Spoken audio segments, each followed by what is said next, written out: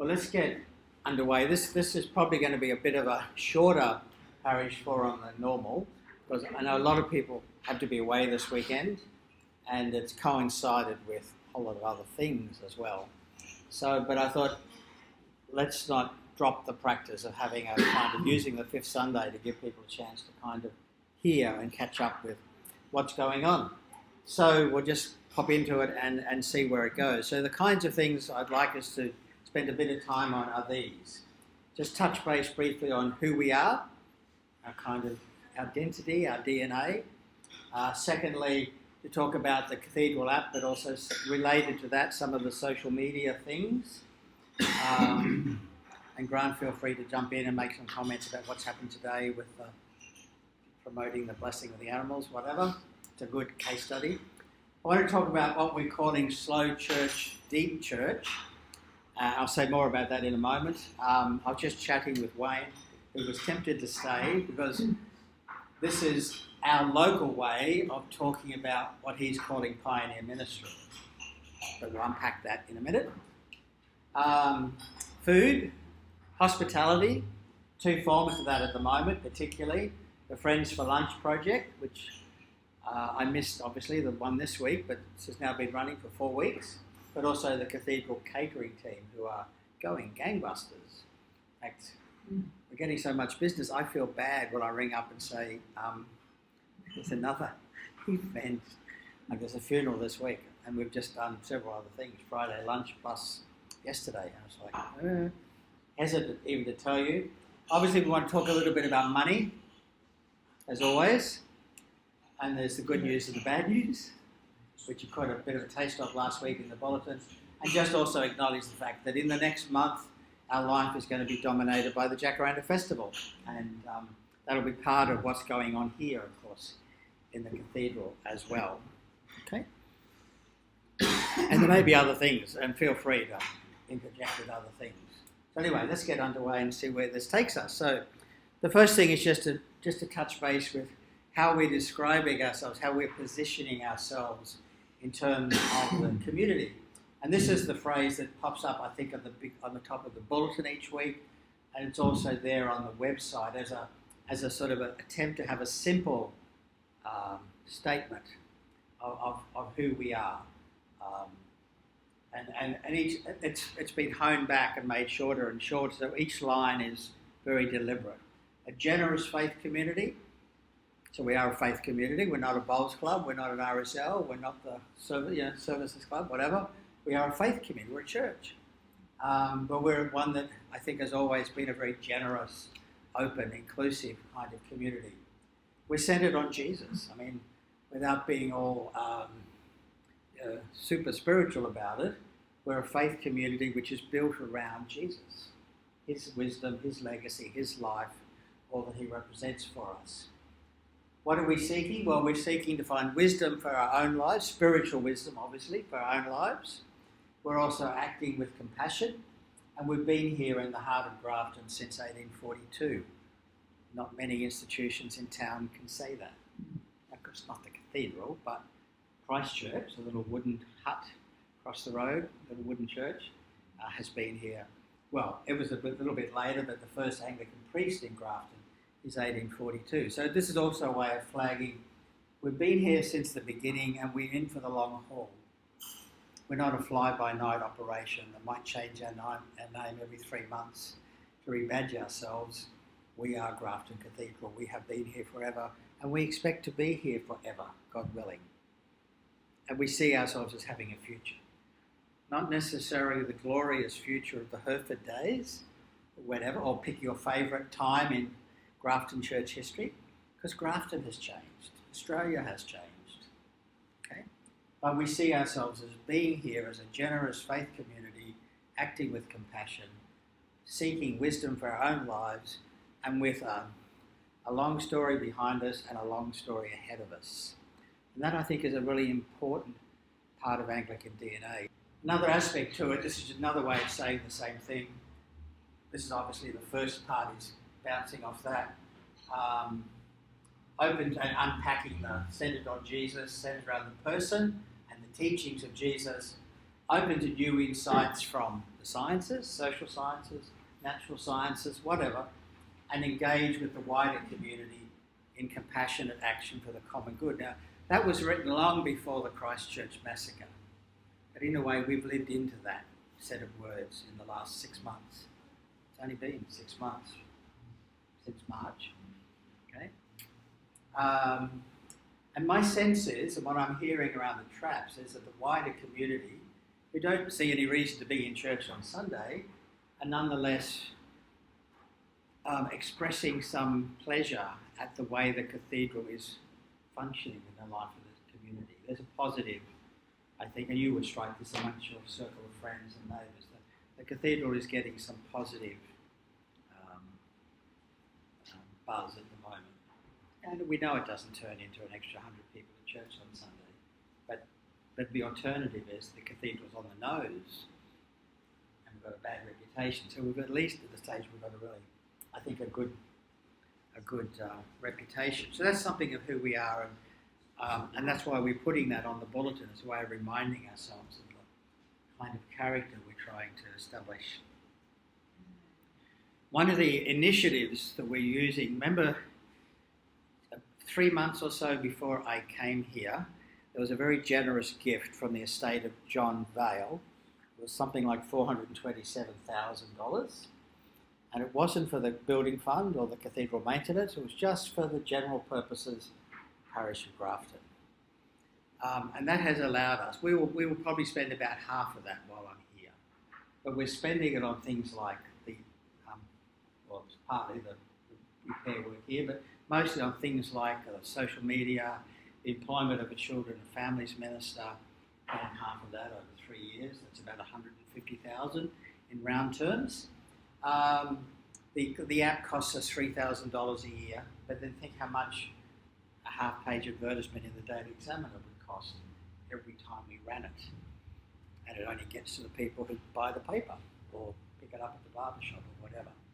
So because of that gift, 18 months ago, Parish Council made a decision to allocate some of it to strategic priorities and just to bank the rest for the future.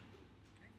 So we've been able to do some things, and we're trying to use social media to reach the people who are not likely to wander into the church and pick up a bulletin. Okay. Now, one of the ways we do that is the app, and actually this is yesterday morning, as you can see. Yesterday morning's daily morsel. You will have noticed in the last few months it's getting more sophisticated. We can now add pickies, and we get a title and a subtitle and bold print, and I still get to make my typos because it doesn't fix up my typos. There's today's. Got the front page of the Yeah. So okay. So it's a tool. We have. This is just grabbed last night. We have 165 users who've downloaded the app, and 158 of them have opted into basically to receive the notifications. Now, only about half of them actually bothered to look at the app each week. That's up here. This is just for September, and 66 people out of the 166 were actually active during the last 4 weeks. Okay. Some of it's enough that it just shows up on their screen and they don't bother to click on it. Some of them obviously click on the screen and actually read what's there. Okay? Some of them read the daylight. Yeah. But this is just a sample from last night showing what happened in September. So that's 165 people. About half of them are actively using it. And to the extent we can make this number higher if I was a little bit more smart and energetic in terms of basically adding links to the message that people would click on to go look at something else. Okay, then this score would go from 6.5 to 9.2 or whatever. Okay, when a good week I remember to do that. I tend to write all the daily morsels on Saturday for the week ahead. Didn't get to do it yesterday, but luckily last week I did write up until this morning. So guess what I'm doing this afternoon apart from a funeral interview. So yeah, we can get more. We can get more of an engagement score, but the basic tools are there, and we're reaching people who are not typically going to be in church on a Sunday morning or a Wednesday morning. Grant, do you want to say something about the Sure. other thing we did today or in the last week or so with the animals? And I will just actually finish up on the app because even I think we need to see it as being something that is part of our communication network amongst ourselves in the parish as well. So it's good that we, it brings us the stuff that Father Greg's doing. And that sort of thing. But if we wanted to, if we had enough people who all had it, then we'd be able to use it for even more things and for communicating important things. In the same way we use the Parish Forum and the notices. So that's worth considering. So there's a reason to have it. There's a reason to put it in on your phone. Even if the rest of it doesn't interest you, you certainly want to hear about announcements or something that's happening at the cathedral.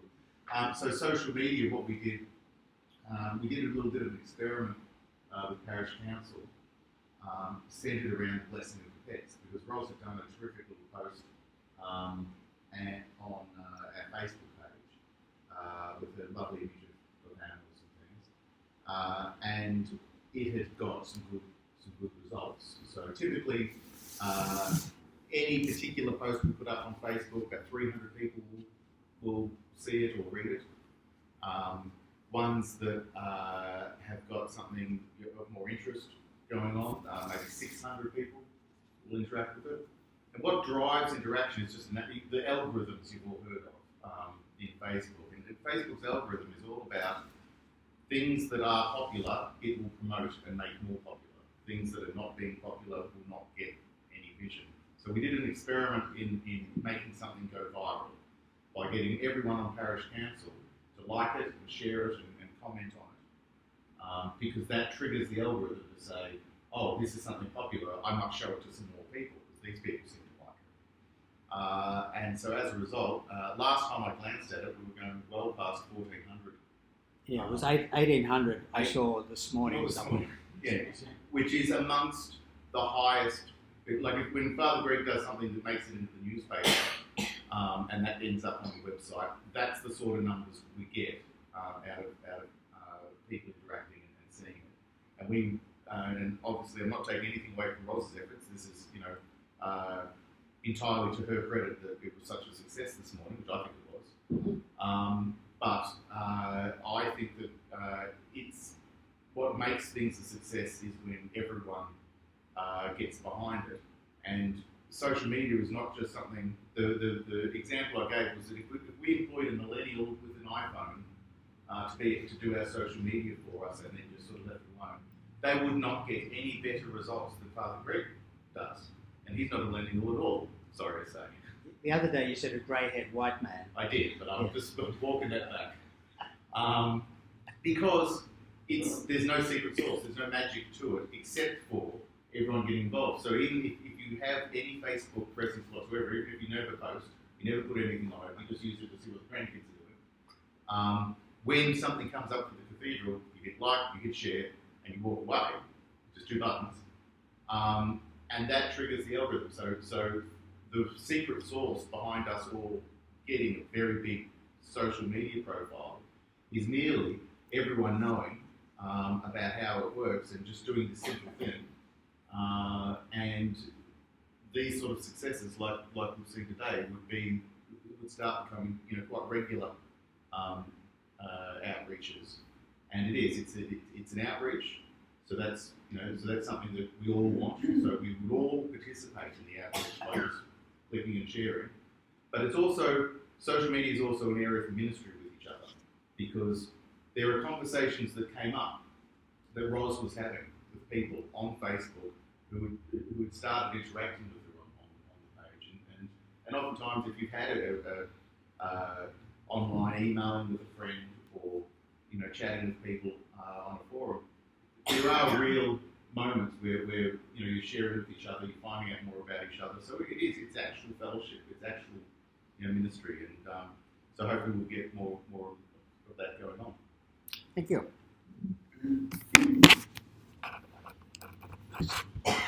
So that's the social media side of things, and it's really targeted at the people who are on the edges of the cathedral life, like baptism families, as well as people around town who are interested to see what's happening at the cathedral but have not yet been persuaded that they should get involved themselves. So it's not a magic, it's not a silver bullet, but it's a powerful tool for reaching out to people. It didn't cost us any, we didn't pay for any advertising, but we reached close to 2,000 people, and some of whom got involved. Really, you're blessing animals? Why are you doing that? So Ros said, oh, we're doing that because we think God cares for all creation. And yeah, you wouldn't have that conversation if you just lined up at Coles or somewhere. Probably. Okay, so that's the cathedral app, and the cathedral app does provide a way of sharing information, as Grant was saying. If, for example, everybody at Lawrence had the cathedral, or the Anglicans at Lawrence, okay, there's about 20 people turn up most of the fortnightly services at Lawrence, and there's about 30 people who I have mobile numbers for. Now, if all of them, because they've obviously got smartphones, if all of them had the app, I could just do a very simple message out through the app to the Lawrence group saying, for example, 5th Sunday, combined service with Uniting Church, 9 o'clock Sunday, blessing of the animals, bring a truckload of cows, Judy will be happy to bless them, whatever. Okay, so it just becomes a very simple way to get the word out and generate interest. Now I want to change gears in many ways and go to a rather different kind of thing. A couple of months ago now, we started having a conversation around Parish Council and a little bit off the side of Parish Council about particularly growing out. Remember a couple of months ago we did demographics on the age profile of Grafton, and for instance, from 1 to 15, we're pretty much on the state average. From 20 to 50, we're half the state average. From 50 to 70, we're double the state average. And 70 and above, we're 4 times the state average or something like that. Which tells us that, relatively speaking, as we know, lots of people between 20 and 50 are living somewhere else, raising their families, developing their careers, and some of them will come back here when they take early retirement around about 50, 55. More of them are probably going to Yamba these days, but some of them will come back here because the real estate is not as challenging if you've got fixed income. And we're looking at, so where are the ministry opportunities? And this is very much what Pioneer Ministry is about. So for example, the Friends for Lunch was an initiative that grew out of this because we identified that there were, according to the stats, a lot of older people and a lot of people who are, say, widowed or divorced, who no longer have their partner with them. They're in Grafton.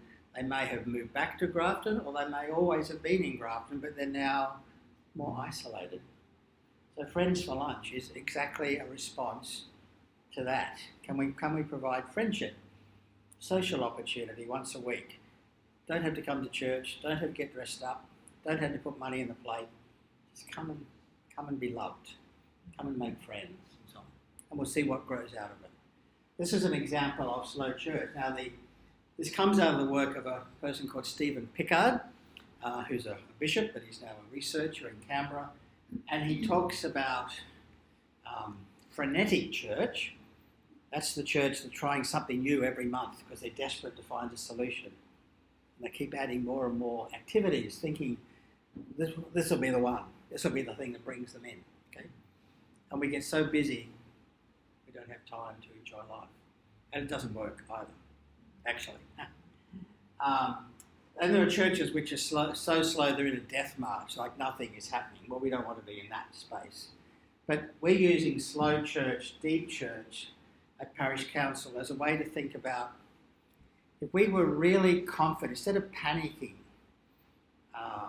with the changes in church attendance and so on, instead of panicking and trying to find something to do, what if we just took a big breath, slowed down, and identified 4 or 5 things which would make a difference, not straight away, but over a 3 to 5 year period, whatever that happened to be, and not just keep throwing more initiatives on the table, but be highly selective and actually make the cathedral a place where people begin to hear, you go there, they're not going to rush you off your feet, but it's a place where people are in it for the long haul and they've got a rhythm and a spirituality which is about living life thoughtfully, and it's sustainable. It's not a hectic race to the checkout because they've just opened checkout 6 and we all rush down there with our trolleys.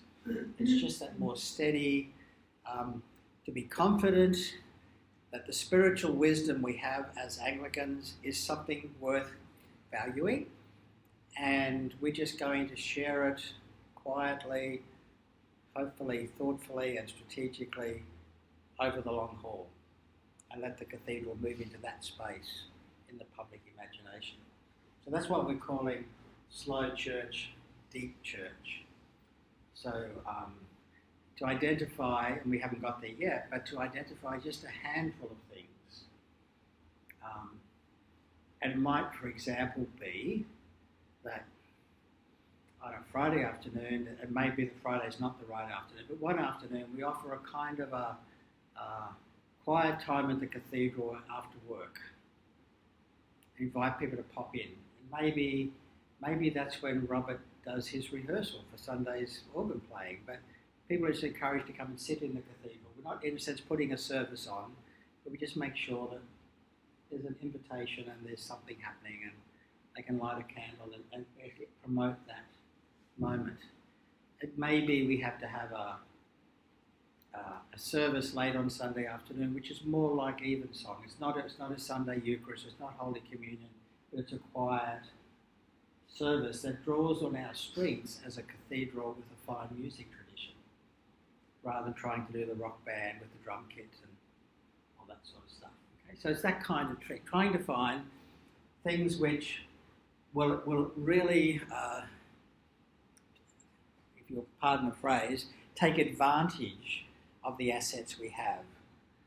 Okay? So we're running with the grain rather than pushing against the grain because we're so desperate to make something happen. And there's a spirituality in all of that which says, actually it's not about us, it's about God. Let's just be confident and let's shape a community which has a character that we're proud of, and not try to compete with the Pentecostals or the Baptists or whatever, and see where that takes us. Okay? Now, I heard Grant describing this to Wayne before, and when we first brought this up at Parish Council, immediately we got a list of things people wanted us to do. I went, no, hang on, time out. That's not the point. Let's slow down. There may be some things we'll stop doing, but the things we're going to keep doing, we're going to do them very intentionally. We're going to put our soul into doing those things well. So don't rush us with 1,000 suggestions. But if you've got something that's mulling away that you think is this kind of activity, yes, I do. You do. I was going to ask just if Robert wants to give consideration to this idea, I wonder how it could be made possible. But I've taken a number of visitors, because we're visitors all the time, and so I've taken a number of visitors into the cathedral. And as you said, one of our strengths is that we have this sacred place, and you know, sometimes there'll be other people in there. I would imagine it's not uncommon for people to drop in and say a prayer and things. But one of our strengths being this quiet sort of holy place. I was wondering what the possibilities would be of using the wonderful sound system that we've got to be gently playing some, you know, appropriate cathedrals type music during the day to sort of build on that atmospherically. So just as if you could have a thing, because we got obviously there's copyright implications, obviously there's selection of music and all that sort of thing. So in making up a job for somebody else, sorry. But if you just think about it, if you say no, then it's fair enough too. But just building on our strengths, not frenetically doing something, but creating, using exactly what we already have to just to build on that and create an atmosphere in the cathedral for visitors that might communicate a bit more. Yep. Yeah. So we won't make a decision on that immediately. No. We'll let it mull. We'll let it marinate for a while and identify some things that are going to work. mean, it struck me this morning that as we're saying goodbye to Amber, I mean, and I've actually been thinking about it yesterday as well, the choir is one of those pioneer ministry, and that it doesn't look like a trendy, innovative pioneer ministry, but it's a ministry which draws people in who've got a love of music and singing. And in fact, one of the families that have joined us in the last 12 months have joined us precisely because of the choir. There you go. Yeah. So the choir is actually it's a music ministry, but the choir is also it's a spiritual formation program. Yeah. So and the school, of course, CVAS is a pioneer ministry thing. I mean, it's been going 20 years. We forget that to be working with families who are going to be perhaps connected to the school for up to 13 years, and if you've got more than one kid, it becomes 18 years or 20 years that they've got 2 or 3 kids going through the school. That's a slow church thing because they're in the system for 13 to 20 years. It's not a turbocharged Christian school trying to convert people every week, but we're steadily trying to influence people. The staff, the students, the parents, we're trying to share the wisdom of Jesus with those people. So we think of the school chaplain's role as a pioneer ministry, working on the edges of the church's life. So some of them will be big projects like CVAS, which is a multi-million-dollar project, and others will be something like Thursday lunch, which has no budget. It just kind of happens because of people's generosity. Yeah. So we're not, I mean, the bad news is, or the good news, we're not going back to the 1980s because it's not there anymore. Okay? Grafton is not the town it was 30 years ago. Therefore, the cathedral will not be the kind of cathedral it was 30 years ago. So we have to find a way to be faithful followers of Jesus in the Anglican tradition in Grafton as it is today. And that's a much tougher gig than it was 30 years ago. Okay, and that's true for many other things in the community as well. Tougher gig if you're at the com. It's a tougher gig if you're running scouts. It's a tougher gig because the community has changed. It's not just church that's suddenly on the nose. We're different. We don't do stuff the way we did 30 years ago. Okay. All right, so this is one of the challenges, to find a few things that we're going to commit to, and we don't expect them to make a difference in 6 months, but we're going to say, no, this is our stuff, and we're confident about it, and we're going to commit to it over a long haul. Is that a question for me, or just a... No, you're just stroking your head? Okay, well, I wasn't sure if you were about to ask. Okay, let's touch base on something that is happening and suddenly has emerged amongst us. And notice the importance of food and hospitality as a potential area of activity. And even like on Wednesday afternoon, we'll have the funeral here for Joan Eggins. There's Johanna Joan Eggins. I know there were 2 Joan Egginses in the life of the cathedral, and then they'll be coming back here for the wake afterwards, and some of the crew from the catering team will be providing that hospitality. It's more than food, and it's more than an income stream for the parish, because they will know people that are in that group. There will be interactions going on with neighbours and friends and so on. So it's a multi-dimensional thing that's happening. And at the very heart of the ministry of Jesus was gathering people around food. It wasn't just a cerebral thing. He didn't just stand at the street corner and say parables of passing chariots. Okay? He gathered people for meals. He went to people's homes. He healed people who were sick. It wasn't just ideas. It was practice. And the people that we're prepared to eat with are our tribe. People who we can't imagine ourselves sharing a meal with, they're not our tribe. So meals are actually a very powerful symbol for generosity, for inclusion. And we've got 2 expressions of it that have kind of sprung back to life, and that's because of all the work that's been done here in the kitchen and the placing of the carpets and all the rest. Work that's not finished, but 2 weeks ago we had a meeting here with the council and a few other community groups. There were 3 senior council staff here. One of them is their community development officer. And he's sitting here and he said, "Greg, is this space available for hire?" I went, "Oh, yes, it is actually." He said, "Oh, we're always looking for meeting rooms. I had no idea this was available." And the general manager said, "How are you for access?" I said, "We've got the new ramp." He said, "Okay, what about the toilets?" I said, "Oh, that's the next project, because obviously we've got to get wheelchair accessible, blah, blah, blah." But there is as some of this work has been done, yes, it's been good to see it fixed up and improved and so on, but it's beginning to generate other ministry opportunities. So hospitality is a big part. Now, of course, we've got to make sure we don't run these people into the ground, because we have so much activity they can't keep up. Okay? But hospitality is such an opportunity for ministry. Money. Alex apologises he can't be here this weekend. He's gone down to Sydney or down south to be with one of his sons for his birthday.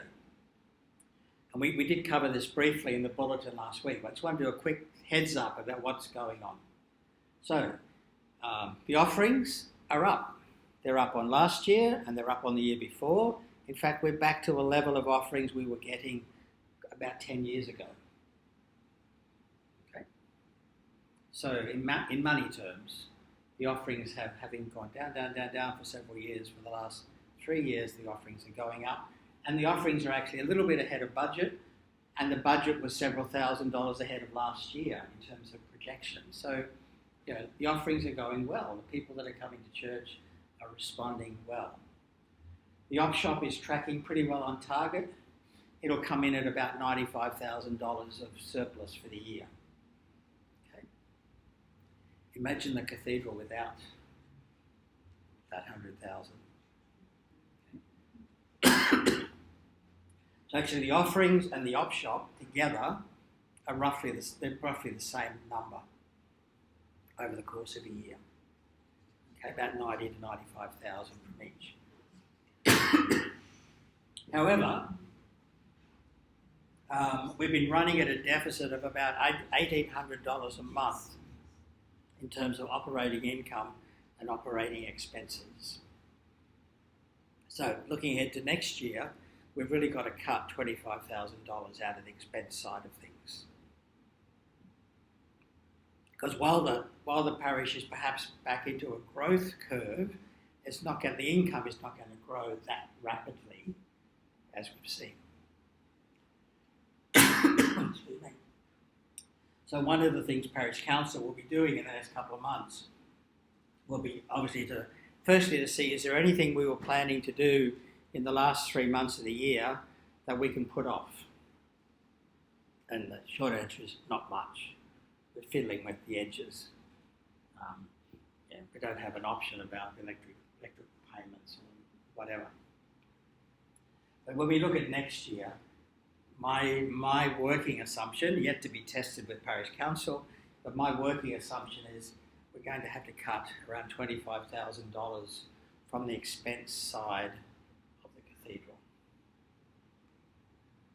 Okay. And if suddenly we all rushed home and we each wrote a cheque for $1,000 extra, sure, that would help us get through the next 2 or 3 months, but it wouldn't change the dynamics for next year. Okay, we're roughly running at about a $2,000 a deficit, and that's roughly $25,000 for the year. All right, we've all gone very quiet. All got very serious faces. Well, it's $500 a week. Oh, no idea. I'm a historian, not an accountant. But that's what it is. Yeah, 500 a week is 25,000. Yeah. Well, bear in mind we've already increased the offerings by about 20,000 over the last 3 years. So it's not likely there's going to be an increase in the regular. This is not going to go up much more than just CPI and a little bit of growth. the op shop, there are possibilities for changing the turnover in the op shop. We're told, for example, if you go to FPOS, there'll be a 20% increase in turnover straight away. Straight away. And less cash there for someone to knock off on Wednesday night. Okay? So, okay, we could bump that up to 110,000, and that would almost cover that increase would almost cover the deficit. But I think my accountant friend would say, well, you can't spend the savings before you've made them. Okay? Because we may not make the savings. Yeah. So what's that saying?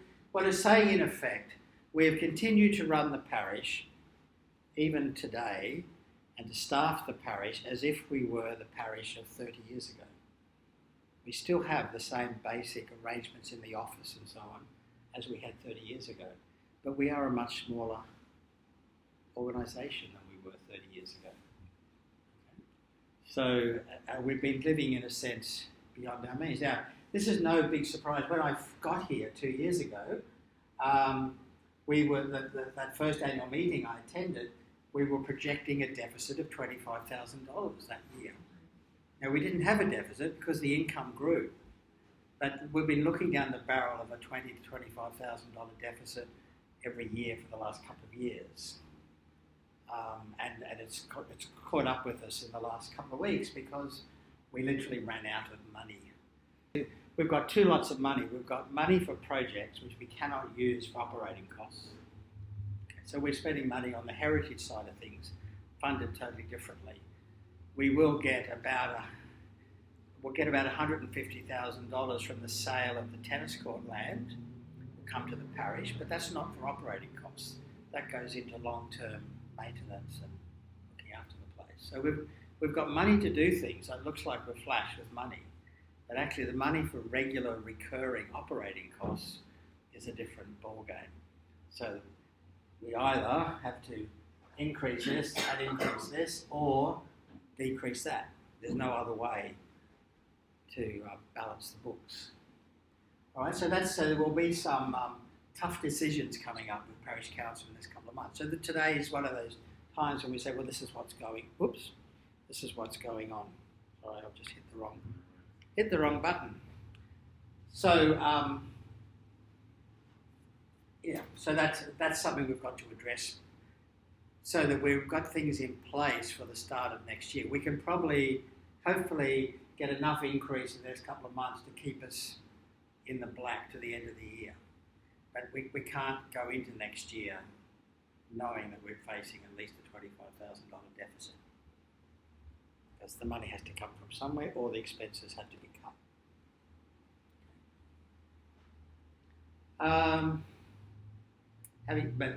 So that sounds grim, but this is a good news story, and this is a good news story. This is a reality check that we've been spending more than we can afford.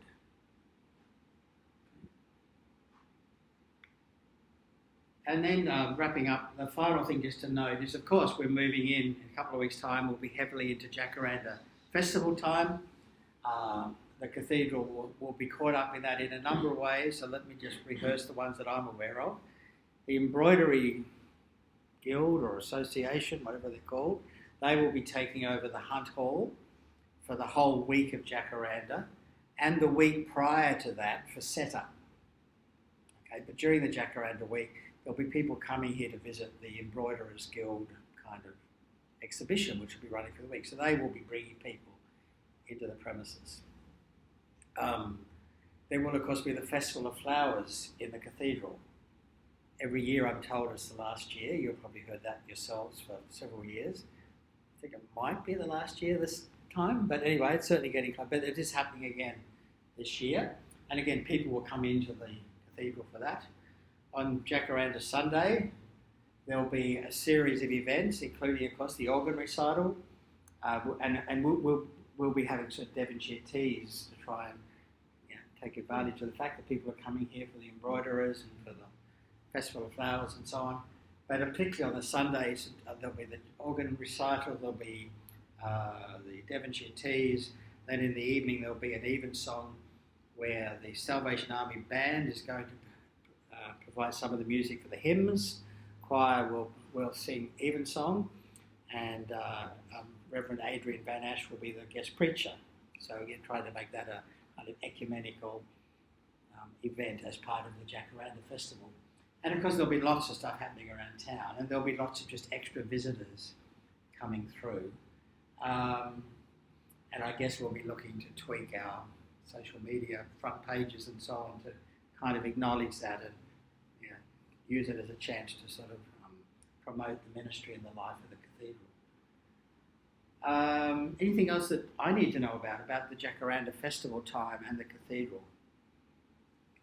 This is for the islands. I just read where the The 53 islands. Yes, is listed as one of the events for that. Mm. So is that, we're doing anything about that, or is it just letting people know it's there? I'm not sure. I think it's just letting people know. I don't think we're doing any particular. Just the cathedral is listed as one of the significant places as part of the 53 islands. So the group that did the Long Way Home thing last year have got together to do the 53 islands. So it's a lovely initiative, and I would have loved to be more involved, but I just ran out of puff. So they're kind of slipping the cathedral in as one of the sponsors and just putting us on the list of places to visit, as I understand it. Okay. So as I mentioned, we had the incident in the op shop the other night. And as you know, we've had a few incidents in the cathedral in the last week or 3 with kids coming in and causing a bit of mischief. Nothing big, nothing that really causes anything more than annoyance. But fortunately, and again, the strategy there, my strategy there has been to try to welcome the kids and cultivate a relationship with them, and to plant the idea, well, of course you're welcome here. This is your cathedral. You need to help me look after the cathedral, because sometimes some of the other kids come in and cause trouble, and you can kind of help me keep an eye on the place. Oh, okay. So just trying to bring them on board, rather than be the grumpy dean who chases them away and slams the door shut and so on. But the other thing to mention is that you may not have noticed, but 2 or 3 weeks back, we did actually put the plaques on the back of the cathedral for Bishop Schultz and Jan, and for Bishop Arthur and his wife, whose name I can't remember.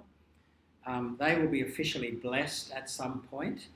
The Schultz's family have asked, could that be done as part of the Christ the King service at the end of November, when Bishop Murray will be here. All right.